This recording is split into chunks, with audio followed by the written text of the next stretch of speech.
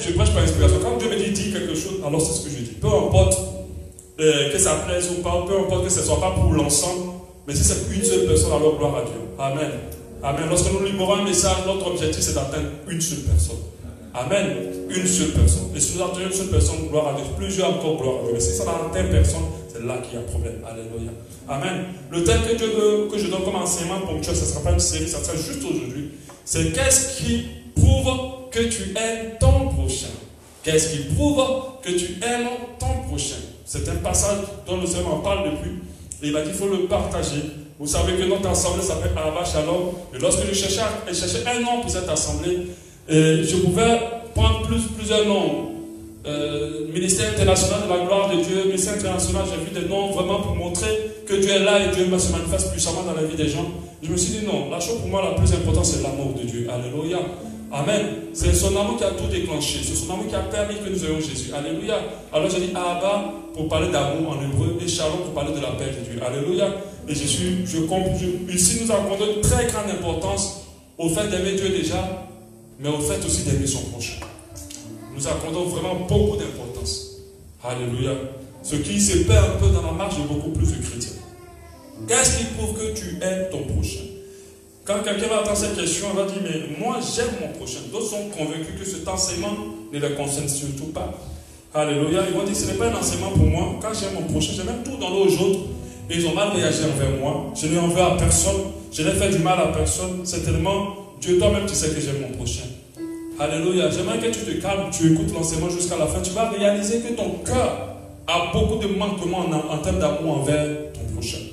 Après avoir traité qu'est-ce qui prouve que tu aimes Dieu, c'est un enseignement que je veux que vous lisiez parce que c'est la priorité des priorités. Je vais parler aujourd'hui de qu'est-ce qui prouve que tu aimes ton prochain. Parce qu'on dit beaucoup qu'on aime, mais je pense que plusieurs ont une mauvaise interprétation, une mauvaise compréhension de l'amour.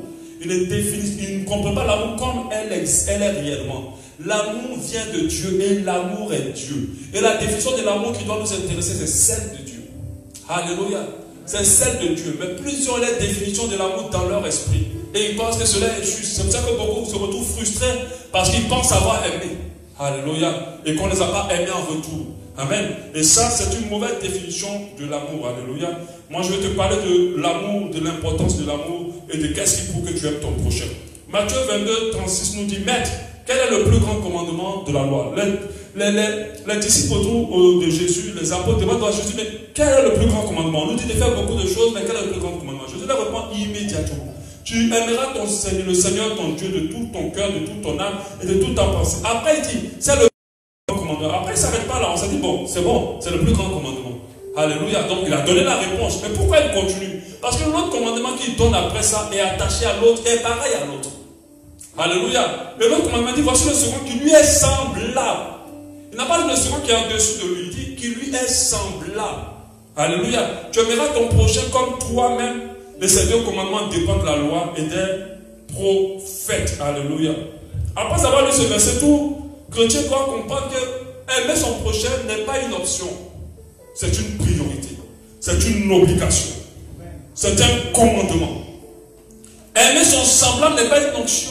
Une option plutôt. C'est une obligation. Parce que c'est semblable au fait d'aimer notre Dieu de tout notre cœur, de toute notre âme et de toute notre pensée. Si tu dis que tu n'aimes pas ton prochain que tu vois et que tu aimes Dieu que tu ne vois pas, alors tu es en train de te tromper, la Bible nous le dit. Donc nous devons comprendre que même si on nous enseigne 10 000 enseignements sur le fait d'aimer notre prochain, nous devons entendre encore ces enseignements. Parce que si nous ratons ça, nous avons raté toute la base de notre foi chrétienne. Alléluia. Nous avons raté toute la base de notre foi chrétienne. En tant qu'enfant de Dieu, nous devons veiller à aimer notre prochain. Nous devons s'investir dans le fait d'aimer notre prochain. Nous devons nous rassurer d'aimer notre prochain. Moi, je fais constamment cette examination dans mon cœur. Alléluia. Constamment. À chaque fois que je veux faire quelque chose ou agir par rapport à quelqu'un, surtout s'il y a un problème, je me rassure que mon nature est poussée par l'amour avant de poser l'acte. Certaines personnes, certains chrétiens, ce n'est même pas leur priorité. Ils sont tellement concentrés à gagner, à réussir, à aller loin, qu'ils ne comprennent pas que tout ça n'est pas. Déjà même, tous les commandements que Dieu a donnés, ces choses ne sont pas à l'intérieur. Alléluia. Parce qu'ils cherchent d'abord le royaume et la justice de Dieu. Tout cela, ils vont te donner après. On a besoin de l'église à donner aux gens. Mais on ne les a pas appris eux-mêmes à donner de l'amour. On ne les façonne pas dans l'amour du prochain. Pendant que c'est un commandement important. Quelques chrétiens font une grave erreur. C'est le fait de mettre la sanctification au-dessus de l'amour du prochain. Et ça, c'est une grave erreur. Ils n'aiment pas les autres, mais ils se sanctifient. Ils ne tombent pas dans le péché, ils ne tombent pas dans la faute. Même pour d'autres, la sanctification, c'est juste ne pas forniquer. Alors que la sanctification est plus profonde. Alléluia. Ils vont dissocier la sanctification de l'amour. C'est une grave erreur. Tu ne peux pas parler de sanctification sans parler d'amour. Ce n'est pas possible. Alléluia. Tu ne peux pas parler de sanctification sans parler d'amour. L'amour même est la première base de la sanctification. L'amour du prochain. Alléluia. La parole de Dieu nous dit en 1 Pierre 4:8. Avant tout, ayez les uns pour les autres une ardente charité, de l'amour fervent. Car l'amour couvre une multitude de péchés. C'est-à-dire quand tu aimes, tu te sanctifies mieux. Tu te sanctifies bien quand tu aimes ton prochain. Ce qui fait que les gens ont du mal avec certains péchés, c'est parce qu'ils n'aiment pas leur prochain. L'amour couvre une multitude de péchés. Quand je vais évoluer, tu vas voir que, tu vas comprendre que la manière dont tu aimes les gens, il y a un problème dedans. Il y a une erreur à l'intérieur. Je vais te parler de l'amour de Dieu. Ce que Dieu appelle aimer son prochain. Alléluia. Amen. J'espère que tu me suis. Ça peut aller? Voilà. L'amour est le multiplicateur de tous les actes qu'on pose. Peu importe ce que nous faisons, si nous n'avons pas fait par amour, c'est zéro. C'est pour ça que l'amour a de l'importance. La Bible dit en 1 Corinthiens 13, quand je parlerai la langue des hommes et des anges, si je n'ai pas l'amour, je suis un airain qui résonne ou un cymbale qui retentit. Mais pourquoi Dieu dit ça? Parce que les chrétiens ont mis on connaît de l'importance à parler la langue des hommes, on connaît de l'importance sur les dons de l'esprit. Ils ont connu l'importance aux dons de l'esprit qu'aux fruits de l'esprit. Normalement, si on présente un chrétien entre le fruit et le don de l'esprit, il doit choisir d'avoir le fruit. Parce que le fruit de l'esprit te façonne à l'image de Christ. Alléluia. Et pas les dons. Donc ici, la parole dit aussi, Dieu parle la langue des hommes et des anges. C'est-à-dire que si je parle de multitudes langues, si je n'ai pas l'amour, je suis comme une cymbale qui résonne. Je suis comme plutôt un airain qui résonne, une cymbale qui retentit. Et quand j'aurai le don de prophétie, la science et tous les mystères et toute la connaissance, quand j'aurai même toute la foi jusqu'à transformer les montagnes, si je n'ai pas l'amour, je ne suis rien. La valeur d'une personne aux yeux de Dieu, c'est comment elle manifeste l'amour à son prochain. Mais nous avons réduit la valeur des chrétiens ou des hommes de Dieu à la puissance qu'ils manifestent, à la sagesse qu'ils ont, à la connaissance qu'ils ont. Ben, est-ce qu'ils aiment? Quand le Seigneur dit, vous les reconnaissez au travers de leurs fruits, c'est de voir les fruits de l'esprit au travers des chrétiens. C'est à partir de là qu'on sait que ceux-là, ils sont de Dieu. Pas sur la base de la puissance. Un occultiste ne peut pas manifester le fruit de l'esprit. Alléluia. Mais un occultiste peut manifester le don de l'esprit, même si ça ne vient pas du Saint-Esprit. Amen. Parce que aimer quelqu'un, ça ne se trafique pas.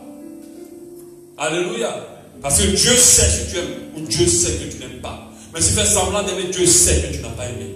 Alléluia. Et dit, quand je distribuais tous mes biens pour la nourriture des pauvres, et quand je livrais même mon corps pour être brûlé, si je n'ai pas l'amour, cela ne me sert à rien. Alléluia. Donc ça dit, même si je parle quelqu'un, je le mets à l'école, je fais toutes ces études, je fais ça. Si je n'ai pas l'amour, Dieu dit c'est zéro. Et c'est comme ça que plusieurs sont frustrés. Parce qu'ils pensaient avoir donné l'amour. Mais en fait, vous n'avez pas donné l'amour. Au verset 8, il dit, l'amour ne périt jamais. C'est-à-dire que tout ce que tu vas faire par amour n'est jamais effacé. N'est jamais perdu. Même si la personne t'a rendu en mal, sache que Dieu a retenu ça. Et il va te le rendre au centuple. Alléluia. Le fait d'aimer notre prochain nous protège et nous fait rentrer dans des grâces inimaginables. L'amour ne périt jamais. Les prophéties passeront, les langues cesseront, la connaissance disparaîtra. C'est-à-dire que Dieu met à terre tout ce qu'on fait dans l'église au pied de l'amour. Il met l'amour au-dessus. Le fait d'aimer, il dit c'est plus important. C'est pour ça que les enfants de Dieu sortent de l'activisme, apprenez à rentrer dans une profondeur d'amour pour Dieu et pour votre prochain. Parce que tout ce qu'on fait pour Dieu, ce n'est pas ce qu'il regarde, c'est avec quelqu'un nous le faisons. Mais c'est par amour. alors cela aura de la valeur. Aimer son prochain n'est pas une option dans la marche chrétienne. Mais c'est un commandement obligatoire quand tu te dis enfant de Dieu. C'est obligatoire, ce n'est pas une option, ce n'est pas un choix. Dès que tu te dis enfant de Dieu, la première chose que tu dois chercher à manifester qui fait partie du fruit de l'esprit, c'est d'aimer Dieu et d'aimer ton prochain. Et ces deux commandements sont pareils. La Bible dit semblable. Il n'a pas dit voilà celui qui emballe en dessous de lui. Voilà celui qui est en deuxième position. Il dit ce qui est semblable à l'autre. Donc ça veut dire qu'il n'y a pas de dissociation. Dieu, tu le vois où?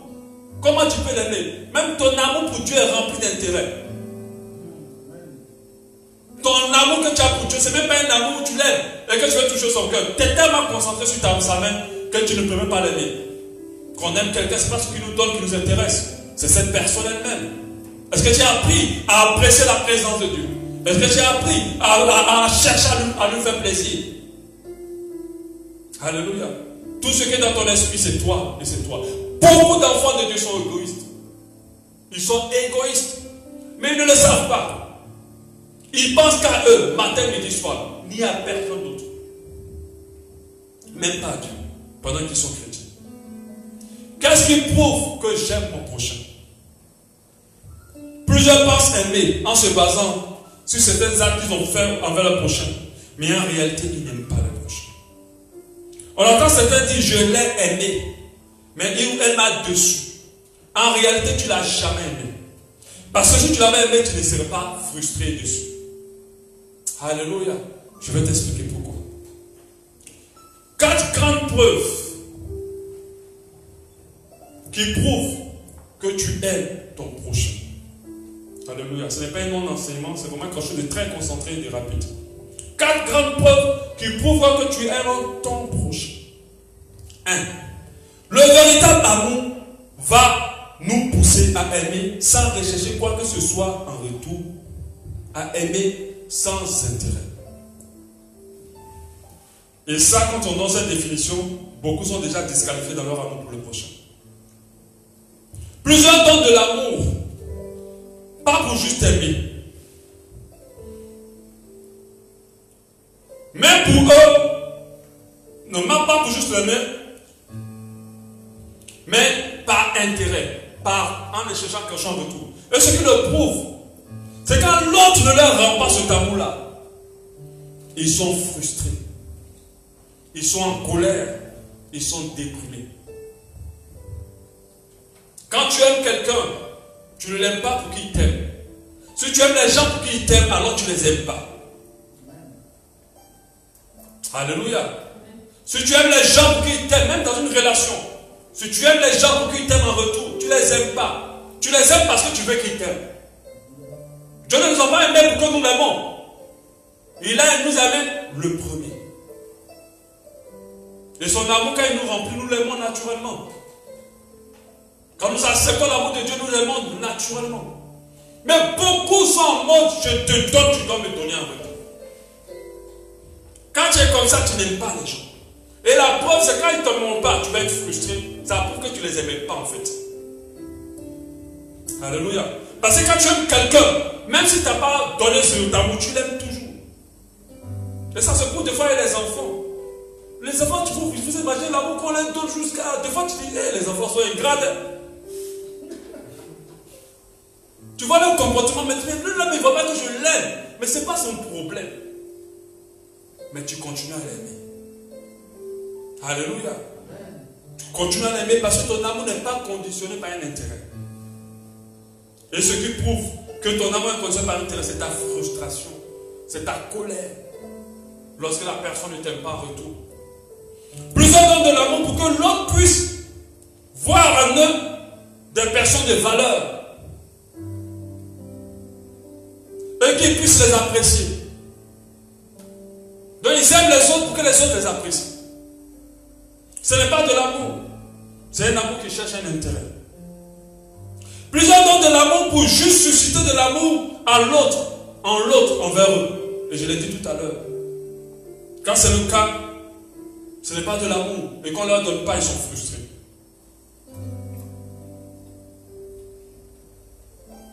C'est vrai qu'il y a d'autres qui donnent de l'amour pour profiter des avantages. De l'argent, de plein de choses, la maison, plein de choses. Je ne parle pas de cet amour, ça c'est encore le bas niveau d'amour. Donner de l'amour pour que l'autre le reconnaisse n'est pas de l'amour. L'amour ne cherche pas son intérêt. Alléluia. Quand tu aimes, il n'y a pas d'intérêt en retour.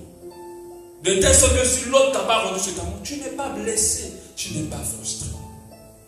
Tu continues à l'aimer. Et si ça te dépasse les choses, tu pries pour cette personne. L'amour va t'amener dans la prière. Mais l'amour ne va pas t'amener dans la frustration. C'est que tu as donné parce que tu veux en retour. Il y a des personnes qui te disent je t'aime. Il faut que tu lui dises aussi je t'aime. Quand tu ne dis pas ça, là, c'est un gros problème aujourd'hui. Mais pourquoi tu as donné ce je t'aime? Pourquoi tu en donnes aussi? Tu n'aimes pas la personne. Donne-le je t'aime. Et que la personne réalise que tu l'aimes. Quand elle sera remplie de ton amour, elle te donnera de l'amour.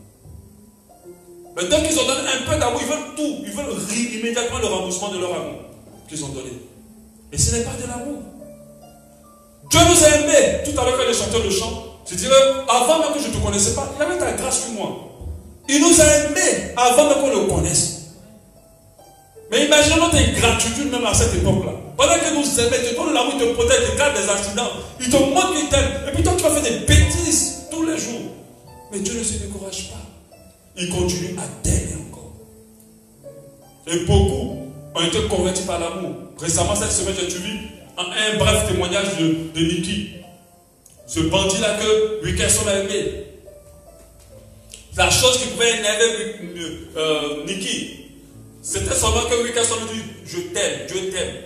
Ah, il a failli le tuer. Il disait dans le témoignage que lui, il était tellement dangereux. Le jour où tu l'as croisé, il faut préparer ton comment on appelle ça? Il faut préparer en même temps ton cercueil. Et cet homme de Dieu ne le laissait pas. Il partait toujours lui dire, il n'évangélisait même pas autre chose. Il n'expliquait pas. Il n'allait pas nous dire, quand tu vas venir à Dieu, tu vas réussir, tu vas te marier. Cette faute évangile qu'on annonce aujourd'hui, qui n'est même pas biblique. Il lui disait seulement, Dieu t'aime. Et puis le gars dit, est-ce que tu me connais? Je vais te découper ici. Puis il a dit, toutes les parties que tu as découpées vont te dire encore que Dieu t'aime. Et c'est comme ça qu'il s'est converti. Il ne partait pas pour dire que c'est un homme de Dieu qui a converti le grand bandit. Ce n'était pas son problème. Dieu lui avait dit, va me prouver cet amour-là, cet monsieur. Et aujourd'hui, cet homme-là, comment on appelle ça? David Wickerson est parti, mais cet homme-là continue le ministère à parler de l'amour de Dieu. Alléluia. Que l'autre reconnaisse ou pas, que l'on vous le rende ou pas, que l'on considère ou pas, que l'autre vous accorde des intérêts ou pas, vous devez l'aimer. C'est ça l'amour du prochain. Vous devez l'aimer simplement et malgré tout. Vous ne devez pas regarder à ce qu'il vous rende seulement votre amour. C'est ce qui fait que beaucoup de couples sont déstabilisés. Parce qu'on n'aime pas gratuitement. Quand je t'aime, tu dois m'aimer aussi. L'amour ne s'exige pas. On ne force personne à vous aimer. Si tu as forcé ton mari ou ta femme à te dire je t'aime, c'est l'hypocrisie. À un moment, tu ne vas pas sentir cet amour. Remplis cette personne d'amour. Et tu verras qu'elle va déverser cet amour au centuple sur toi. Parce que quand tu sèmes une graine, tu ne récoltes pas la graine. Alléluia. Tu récoltes la plante et les fruits. Alléluia. Quand tu vas commencer à s'aimer dans le cœur de quelqu'un l'amour, tu vas voir comment la personne t'aimera. Bon, on exige l'amour, on veut l'amour, on réclame l'amour. Tu es en train de te tromper. Dieu ne t'a jamais réclamé de l'aimer. Dieu n'a jamais exigé de l'aimer. Alléluia. Amen. Il nous aime et quand nous sommes remplis de son amour, nous l'aimons en retour. Alléluia. Ça, c'est la première phase, la première preuve. L'amour ne cherche pas son intérêt. L'amour ne cherche pas son intérêt. Je ne donne pas parce que je veux. Je donne tout simplement. Le deuxième, l'amour n'est pas conditionné. L'amour n'est pas conditionné. Quand on t'aime, on aime avec une condition, on n'aime pas. Car le véritable amour est inconditionnel. On n'aime pas l'autre seulement quand tout se passe bien ou quand tout va bien. On doit pouvoir l'aimer aussi quand les choses ne se passent pas bien. Certains donnent des tonnes d'amour à leur prochain parce que ça va entre eux. Parce que ça marche bien. Mais dès qu'il y a un problème, ils retirent tout ce qu'ils ont donné. Et ils n'en donnent plus. tu n'aimes pas la personne. Alléluia. Dès qu'il y a souci, il retire tout ce qu'ils avaient donné à l'autre. Tu n'aimes pas la personne. Parce que ton amour ne doit pas être conditionné pour le fait que ça aille vous. Ça aille entre vous. Personne n'est parfait. Tout le monde a des défauts. Tout le monde fait des erreurs. Alléluia. Tu ne dois pas aimer quelqu'un seulement quand ça va. Alors tu es un gros païen. Tu n'as pas connu Christ. Tu n'as pas expérimenté le Saint-Esprit. Ou bien du moins tu as connu Christ, tu as expérimenté le Saint-Esprit, mais il n'a pas façonné ton âme. Parce que Dieu ne travaille pas que dans l'esprit, il travaille aussi dans l'âme. Il y a beaucoup de chrétiens dont l'âme est encore intacte. Ils ont l'esprit de Dieu, mais leur âme est exactement comme quand ils étaient païens. Il n'y a pas eu de transformation parce qu'ils sont orgueilleux. Ils ne laissent pas l'esprit de Dieu les transformer de l'intérieur. Et ceux qui sont en eux créent la confusion. Si mais tu es chrétien, mais pourquoi tu réagis comme ça? Il te donne des tonnes d'amour parce que ça va bien. Tu as le meilleur ami parce que tout va bien. Tu as le meilleur mari ou la meilleure femme. Leur femme préférée, ou bien ma femme de rêve, mon mari de rêve, parce que tout va bien. Mais dès que ça ne va pas, la personne retire tout, il va tout chercher. Et il ne te donne plus rien. Et ça, ce n'est pas de l'amour. Parce que qu'on aime, même quand ça va, que ça ne va pas, on aime toujours. On manifeste de l'amour envers la personne. On montre à la personne que c'est vrai que tu as déconné, mais moi je t'aime. Même quand Dieu nous corrige, on sent qu'il nous aime pendant qu'il nous corrige. Pendant que Dieu te frappe, il est triste. Pendant que Dieu te corrige, il est triste. Parce qu'il t'aime. Même quand Dieu gronde sur toi, tu sens l'amour, il t'aime. Mais les hommes, eux, quand ça ne va pas, il retire tout. Et il devient méchant. Il passe de l'amour à la haine. C'est pas possible. Alléluia.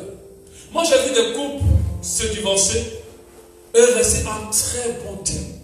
Se respecter et toujours s'aimer. Mais ce n'est pas l'amour éros, mais ils ont beaucoup de respect l'un pour l'autre. Mais il y a d'autres qui sont rentrés dans le feu, la bagarre, parce que l'autre a osé faire ce qu'il ne fallait pas. Leur amour était conditionné. Leur amour avait une condition.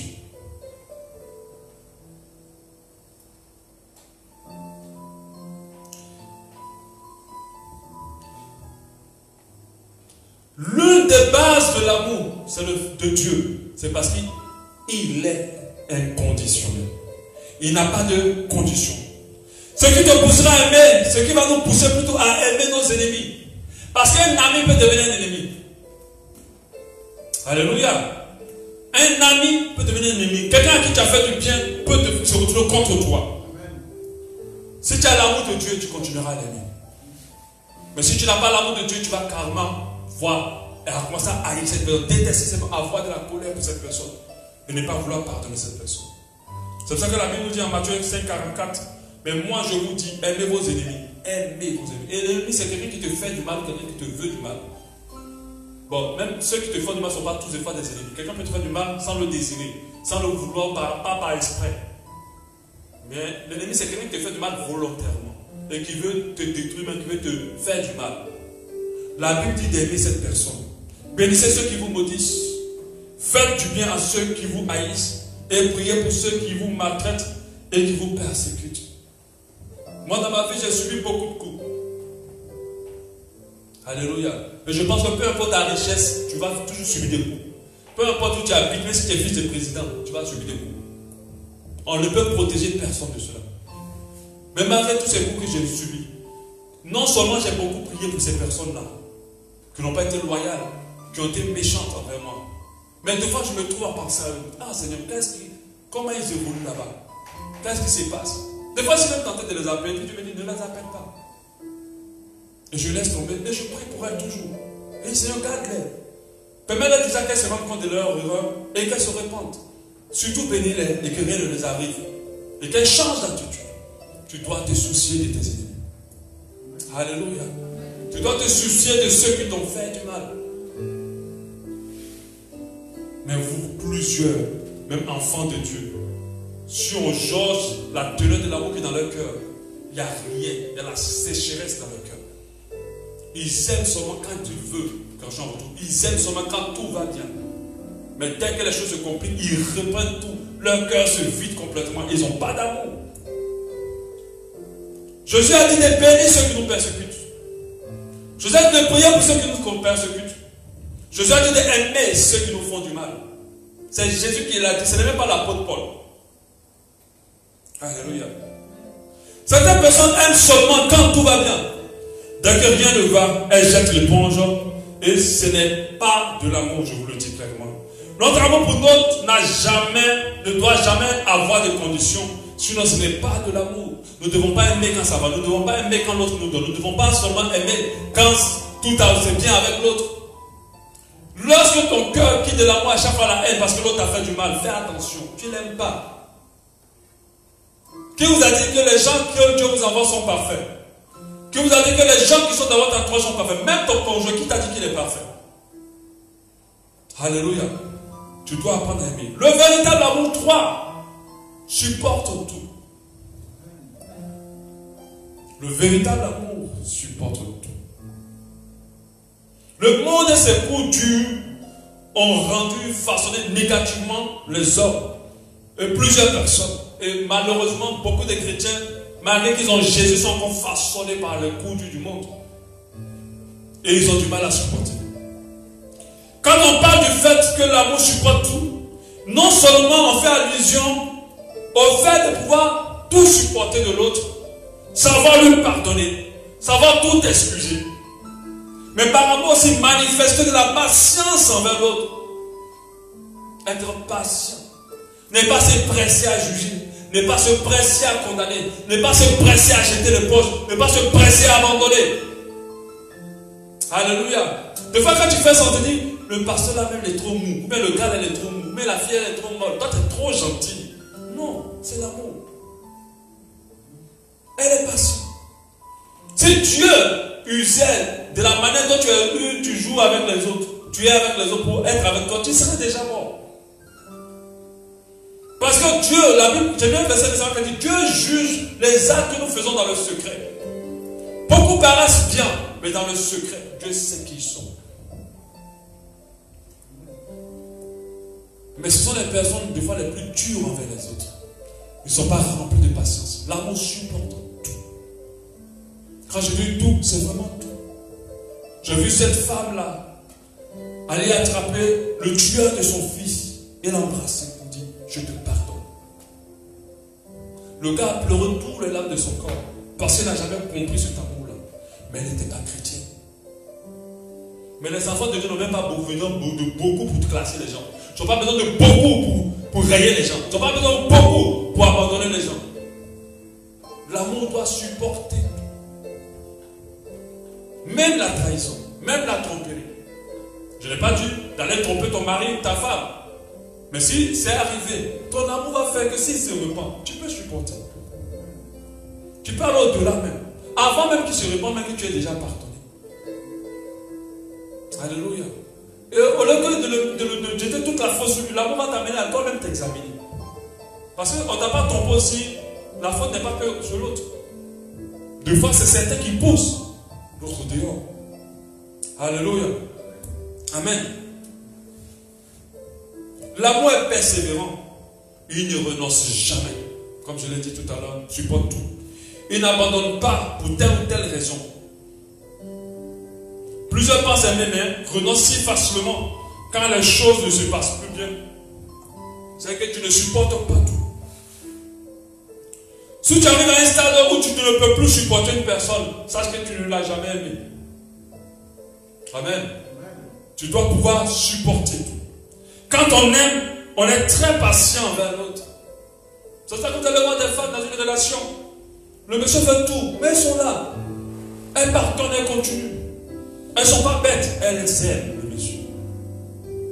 Pour les délivrer de ça, il faut que l'amour quitte leur cœur. Sinon, ça sera difficile. Qu'elles aiment profondément. Mais certains sont là pour intérêt. Même si ce n'est pas intérêt matériel, c'est un intérêt émotionnel. Tu es tellement vite émotionnellement que tu cherches quelqu'un pour t'aimer comme on ne t'a jamais aimé.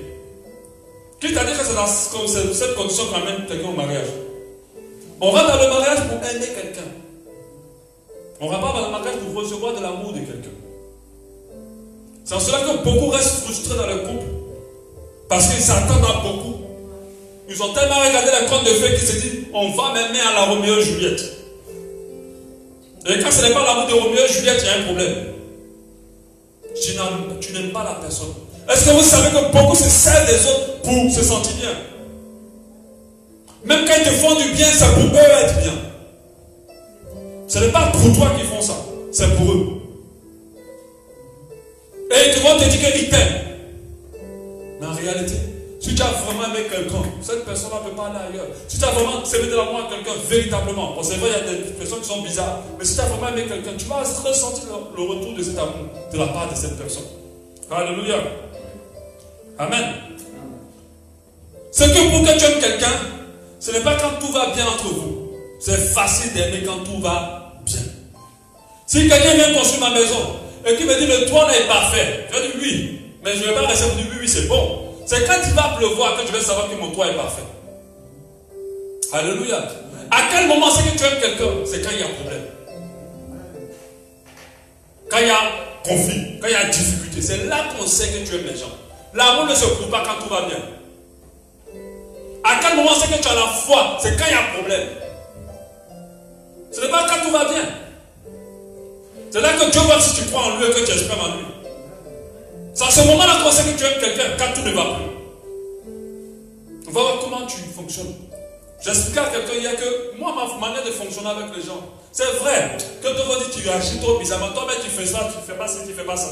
Moi, dès que j'ai mis dans mon esprit que Dieu m'a dit cette personne est bien, même si tu fais des erreurs, je ne change jamais cette information dans ma tête. Je la garde.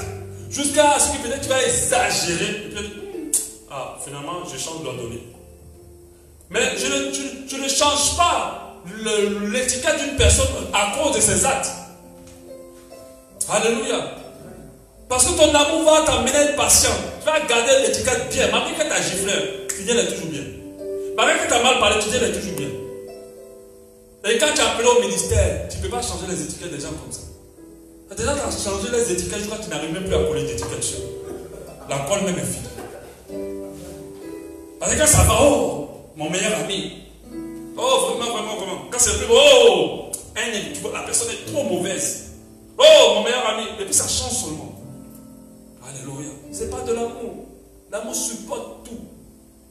On n'aime pas sur une base de conditions. On n'aime pas quand ça va. On aime, on prouve notre amour quand ça ne va pas. C'est là qu'on sait que tu aimes quelqu'un.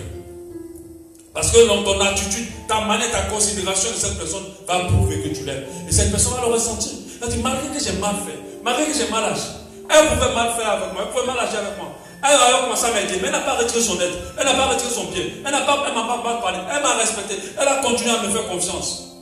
Cette personne t'aime. Elle n'est pas bête. Elle t'aime. Alléluia. Le véritable amour se reconnaît quand cette personne te connaît. Quand cette personne te fait du mal, quand cette personne devient insupportable, et que malgré ça, tu continues à l'aimer, tu continues à être positif ou positive envers cette personne. Le véritable amour, c'est donner sans attendre en retour. Je dis déjà au départ, si tu aimes pour qu'on t'aime, tu n'aimes pas. Si tu aimes pour qu'on t'aime, tu n'aimes pas. Tu dois aimer pour. Alléluia. Amen. Aujourd'hui, nous sommes façonnés de telle sorte que les gens ne font rien pour rien, ne donnent rien pour rien. Il faut toujours avoir quelque chose en retour. Quand on aime, on donne. Quand on aime, on est généreux. Pas seulement que les biens, mais on donne aussi de son temps. On donne son respect, on donne sa considération. Alléluia. Quand on aime, on est rempli d'un don de soi. Alléluia. Quand on aime, on se donne entièrement. Amen. On fait le don de soi. On a le temps pour cette personne. On lui donne ce que nous avons. On l'aide du mieux qu'on peut. Alléluia. On se donne à cette personne en quelque sorte. Amen. Le don de soi. Quand on aime, on partage. On est généreux aussi. Jean 3,16 a deux petites phrases importantes dedans. Car Dieu a tant aimé. Point. Alors ensuite, qu'il a donné. Amen. Donc quand tu aimes, tu donnes. Il y a des gens qui savent que tu as besoin de quelque chose. Et ils l'ont. Mais ils ne vont pas te le donner. Ils ne vont pas le partager avec toi. Parce qu'ils pensent d'abord à eux. Ils pensent à ce du fait qu'ils en ont besoin. L'amour produit une pleine bonté dans notre cœur envers l'autre. Quand on aime, on n'arrête pas d'être bon envers l'autre. Alléluia. L'amour va nous pousser à être généreux. À nous donner même pour l'autre. Alléluia. Amen. Et c'est très important. C'est important. Pas pour attendre quelque chose en retour. Parce que quand nous attendons quelque chose en retour, nous serons frustrés. Alors nous n'aimons pas. Si je t'aide, ce n'est pas pour que tu puisses reconnaître forcément. Je t'aide parce que je t'aime. La Bible dit, je t'aime, c'est pourquoi je te conserve ma bonté. C'est ce que Dieu dit. Je t'aime, c'est pourquoi je te conserve ma bonté. La raison pour laquelle il te conserve sa bonté, ce n'est pas parce qu'il veut que tu lui retournes une bonté. C'est parce qu'il t'aime. On doit pouvoir aimer, donner l'amour aux gens sans s'attendre aux autres, à ce qu'ils nous redonnent. Beaucoup ont leur cœur qui souffre, leur âme qui est constamment troublée, parce qu'ils n'aiment pas sans condition. Quand ils aident quelqu'un, ils s'attendent à ce que la personne reconnaisse, ils s'attendent à ce que la personne s'assouplisse, ils s'attendent à ce que la personne fasse ce qu'il veut. En tout cas, ils attendent quelque chose de cette personne. Et dès que ce n'est pas, ils sont troublés, ils sont frustrés. Alléluia. Nous devons aimer sans condition. Alléluia. C'est que pour que nous avons notre prochain et que nous l'aimons du véritable amour, c'est parce que notre amour est sans condition. Christ nous a aimés. Alléluia. Et il nous a aimés sans condition. Alléluia. C'est quand l'autre fait des erreurs, ce que vous devez retenir envers nous, que notre amour est prouvé envers cette personne. Ce n'est pas quand tout va bien. Plusieurs ne savent pas aimer, ils pensent aimer, mais ils ne savent pas aimer car ils n'ont pas compris c'est quoi l'amour. Alléluia. Alléluia. Ils n'ont pas compris c'est quoi l'amour. Ce n'est pas une raison pour continuer à ainsi. Aimer son prochain, c'est le commandement le plus important qui doit être dans la vie d'un enfant de Dieu. Parce que ça prouve que tu aimes aussi Dieu. Alléluia. Ça prouve que tu dois aimer Dieu. Plusieurs couples sont en difficulté parce qu'ils n'ont pas considéré l'autre d'abord comme un prochain. Quand la Bible dit aime ton prochain comme toi-même, sache qu'il n'y a pas quelqu'un qui définit par excellence le prochain en dehors du conjoint.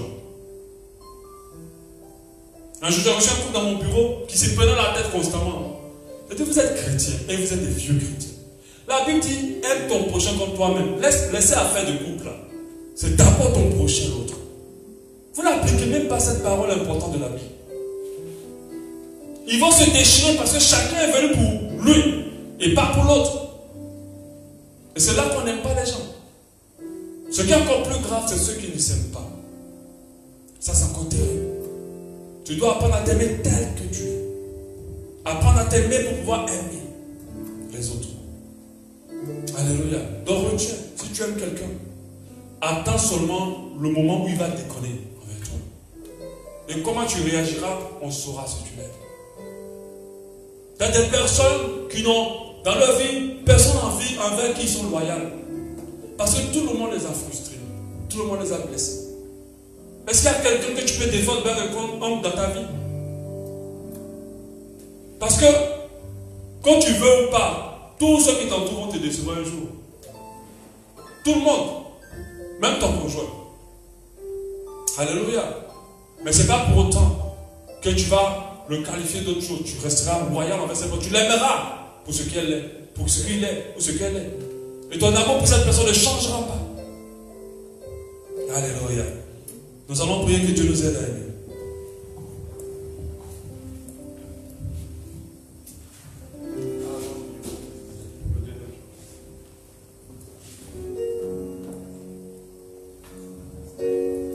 Parlons à ton Dieu. Peut-être que tu ne te sens pas concerné par cet enseignement. Je pense que si tu le crois vraiment, c'est de l'orgueil. Prie et que demande à Dieu, remplis-moi de ton amour et donne-moi d'aimer mon prochain comme toi tu le veux. Dis-le à ton Dieu. Crée-moi beaucoup d'amour pour mon prochain. Donne-moi de pardonner. Donne-moi de supporter.